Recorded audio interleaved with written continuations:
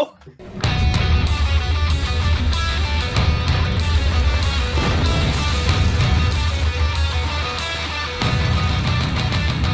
It's going down. This is Rasslin Rage. Do it now. This is Rasslin Rage. Scream it out loud. This is Rasslin Rage. Cody Fleming is the man who leads the brigade. It's going down. This is Rasslin Rage. Do it now. This is Rasslin Scream Rage. it out loud. This is Rasslin Rage. Cody Fleming is the man who leads the brigade.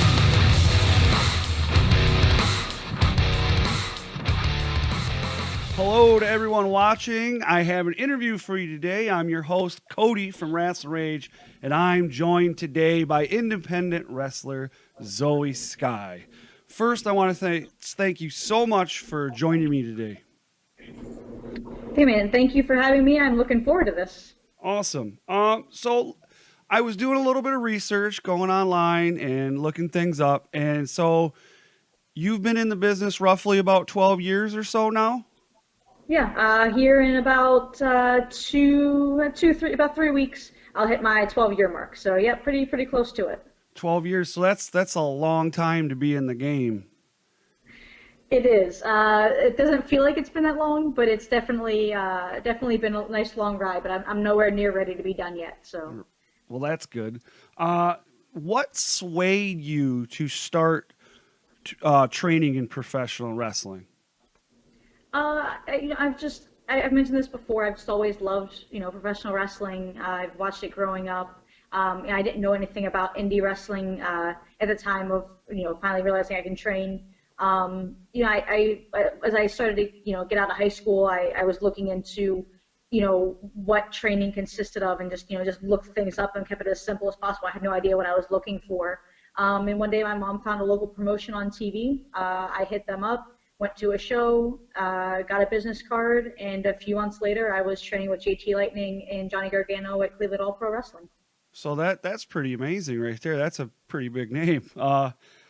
Name drop, right?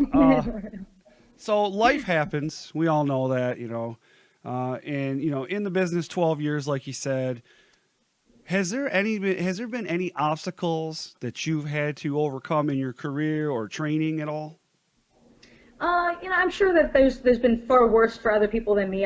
Thankfully I've never been injured. I've never actually really needed to take time off. I've had a few scares here and there. I'm sure a handful of concussions, which probably doesn't help with my lack of memory. I'm terrible at remembering things, so I'm sure that has a lot to do with it. But no, for the most part, I've been pretty lucky in training. The only thing that was kind of in and out was I was in the military, so I had to contribute to my duties as a soldier, and those times, like, there wasn't much going on. I was in the reserve, so it was my 1 week in a month, 2 weeks a year. I never got deployed or anything, so again, really there was nothing. I've been able to enjoy training, wrestling, going to other schools and training, going overseas and so forth for the last 12 years. And I've been very lucky. So for me, thankfully, nothing to really hold me back other than, I guess, if anything, myself. Right. So, by the way, thank you for your service. Thank you. So I ask this question to anybody usually that I have on the show. So what is a great piece of advice that you've received in the locker room or outside of the locker room about wrestling? And what's a great piece of advice that you would give somebody just getting into the business? It's simple. It's easy. Sorry if my cat decides to jump on screen. She's over here wanting attention right now. So, but probably, it's give and take. Anytime I hear something, I tend to just kind of, soak it in. And I like to give as much information as I can, especially when people actually come to me and ask me for my opinion and ask for advice. That's a great feeling. But definitely just, keep your eyes open, your ears and eyes open, mouth shut, and just listen and observe. That's one thing that I've been I'm just good at in general. I'm not much of a talker. I'm not much to really get in and jump into conversation. I like to just sit back and listen and just hear what's going on. And I've been able to just listen into a lot of good conversations. Other people, other matches, and other opportunities.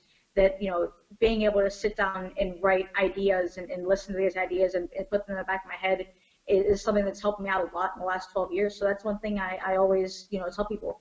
At this point, I never did it before, but I've started to carry a notebook around to keep notes, match notes, advice notes, just anything and everything. And that's with keeping your mouth shut and and just listening, being able to just keep these ideas and these thoughts and these pieces of advice written down and going back to them. You never know what you're going to remember or what you're going to forget. So that's one thing that I always try to really remind people that's important, just to listen and observe.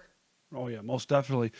So you're currently active on the Shimmer roster, and as well as many other well-known, organizations throughout the country. You've put in a lot of hard work to get there. Obviously determination. What was it like how hard was it for you to get where you're at now? And is there more to be expected from Zoey Skye going forward? It took me a lot longer than I wanted to be able to get in a position where I was wrestling for Shimmer on a regular basis, let alone to be entrusted to get title opportunities and now to carry the Heart of Shimmer championship. It's definitely an overwhelming feeling that I finally feel like I belong and I fit in somewhere. It did take about 10 years to finally be able to get on a Shimmer roster. And, right. About the same to be able to go overseas and go to Stardom and go to these big promotions and get these big opportunities. It sucks that it took so long, but at the same time, I wouldn't trade it for anything. And I'm glad that I've had this experience, especially, like I said, with no injuries and no major setbacks. I've been very lucky. But definitely, for sure, looking forward to just keeping momentum going and keep doing things and keep going to these big promotions, going overseas and getting opportunities. Any chance I get to, help make myself better, I want to take advantage of. And thankfully, with a place like Shimmer, Rise, Shimmer, Stardom, and these places, and these are just the start. I feel like I'm able to allow myself to open up and get out there more. Good. Now, so I'm married, and I asked my wife last night. I says, "What's a question you would ask a female wrestler?" And so this is a question that my wife said I should ask. So I love you, Sarah, by the way. Okay, that's my wife. All right. So, do you find it hard to maintain feminine qualities in a male-dominant industry? No, because especially right now, and as everybody can see and everybody can tell, women's wrestling is huge. It's been a slow build, but it's been a nice build since I've started, and even before that. You have your moments where it's not always glitz and glamour. We get beat up just as much as the guys. Women were breaking their necks and doing things that are ridiculous and getting hurt, and so we have the same risks and the same setbacks in that sense. But when it comes down to it, we are just as much athletes and performers as we are women. We allow ourselves whatever, not really setback, but anything that we feel. I'm not a big girly girl. Right. I'm comfortable with what I'm comfortable in. So for me to go out and overdo my hair and makeup and everything, that's not for me. But that's not because of wrestling that I choose how I look. Right. So there are women who do overly glam it up but can still go out there and kick ass. So it's nothing really stumbles to make a difference between being feminine and being just outgoing and being who you are in this business. That's all kind of just one. It's all the same. Okay, awesome. Now, with that question, intergender, it's kind of like this thing everybody's talking about, right? Intergender matches.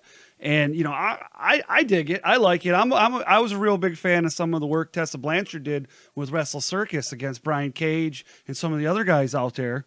But what's your feelings on intergender matches? Are you for it, against it? What's your take? Always been, never really one side or the other, but I've had no problem with it. When I started training, there were no girls in my training class. I trained with the guys, and that's how most girls are. There's no, as far as I know, there are no all women's training schools. But that even if there were, there's really no need for it. You learn well by learning with others, with different levels, different experience levels, different everything. So when it came from wrestling, from starting to have matches, my first match was with the guy. My first couple of years, with the exception of maybe 2 or 3 women. I was wrestling guys on a weekly basis, multiple times. So for me, it's just another thing. You know, it's Yeah, another just match, another day, opponent, day, you know, right? Yeah, Yep. awesome. So with that, then, bucket list. Let's go bucket list here. You know, one woman, one man, or one woman, one man. Which one? You know, so current, retired, past, present, whatever. Who would you like to wrestle as a man, one male and one female? The most. I mean, we're going back, retired or anything. Now we're really thinking. You know, and not that I would ever get the opportunity for something like this. You know, one of my all-time favorite, my actual all-time favorite male wrestler who I would love to just be able to meet and just pick his brain, let alone to actually be able to wrestle, be in the ring with, would be Shawn Michaels. There's a lot of people that say that. You know, that's my age growing up. That's who the man was. You know, and for me, it's definitely enjoyed him and always enjoyed his work. So that would definitely be a great opportunity. There are so many talented female, past, present. It's one of those things where it's just like the guys. You know, it's hard to say. You know, there's so many good women out there right now that I would love to jump in the ring with who I haven't had a chance to, but so many in the past who are, you know, the same. We'll go present because you mentioned the name. This is one name that I haven't mentioned because we don't get this, you know, we aren't on shows much together. But when I see her, she somehow gets better and better and looks more and more amazing every time I see her. Tessa Blanchard would definitely be someone I would love a one-on-one match with. That's awesome. Anytime near in the future would be great. Heck yeah, that'd be awesome. And she's amazing. You know, that's it. Absolutely. So I want to say thanks so much for coming on. It means a lot to me. But, you know, do me a favor, you know, plug your stuff, plug your social media, maybe a couple shows you're on. I know I was looking, you are busy. So, you know, I just know that it had to have been, you know, I'm really appreciative that you came on the show because I know how busy you are. So, you know, go ahead, throw that stuff out there. And again, thank you so much for coming on. Man, I definitely appreciate it, and thank you. You know, and of course, I'm never against being more busy. I'll take all the bookings I can get and any opportunity I can get. So let's see. Upcoming, we have the Rise Shimmer weekend in Chicago. Rise Legendary event is March 29th. It's a Friday. It is a tag match. Myself and Melanie Cruz, known as Raven's Ash, taking on the Killer Death Machines, Jessica Havoc and Nevaeh. Definitely going to be a bit of a crazy match. Obviously, it's still some time ahead to prepare, but it's going to be a Rosemary Rules match, which means just about anything goes. So that'll be good. And then, of course, the remainder of Shimmer weekend. Nothing has been announced, but of course, with holding the current Heart of Shimmer Championship, I'm sure I'll have plenty of matches to put on my belt. Followed immediately by the infamous WrestleMania weekend. I will be in the New York, New Jersey area. Actually, just one day. I'll be flying in Thursday. So Friday, April 5th, I have 2 shows. One with Stardom. I think that's a noon show, and then I believe 4 o'clock. Is the Stardom show in Queens, so I'll be a part of. Just announced I'll be a part with Stardom. Wow. For that. So you're gonna be busy. Yeah, you know, and that's and there's still more to come after that weekend. As soon as I come home, I'm back out in Lima, Ohio, for War Wrestling. I'm just going anywhere and everywhere. But I do constantly post my upcoming dates and stuff. So if people want to check out my social media, I have my Facebook and Instagram are Zoey Skye Official. That's ZOEYSKYE. And then my Twitter is Zoey Skye Pro. So everybody can find me, follow me, and check out stuff there. I always post about merch and so forth. So yeah, there you go. Got to get that merch out there. Got to get that merch. Got some beanies, got some t-shirts. Let's get it all out there. That's right. You know, so anybody that's watching this, when I post this, I'll put all that stuff down there in the description of the video on YouTube too. So again, thank you so much. So what I'm going to do is I add a intro and an outro thing and what have you, and then I will let you know. Let me see. It'll probably go up. What is today? It'll probably go up Monday of next week. Is that okay? Oh, okay. Yeah, no, whenever it's convenient for you. All right. Okay. Well, again, thank you so much, and I wish you the best of luck and everything. And keep busy for real. Thank you. Thanks for having me. I appreciate it. Not It a was problem. fun. Thanks so much. See ya. Thank you. Yeah. Take care. We are the Death Threat Army. Vehicle City villain Aaron O'Ryan. Black Diamond Jack Price. The Wild Child Jody Threat. And weaponized Alex Weir. And you're watching Rasslin Rage live on Friday nights at 8 o'clock on YouTube.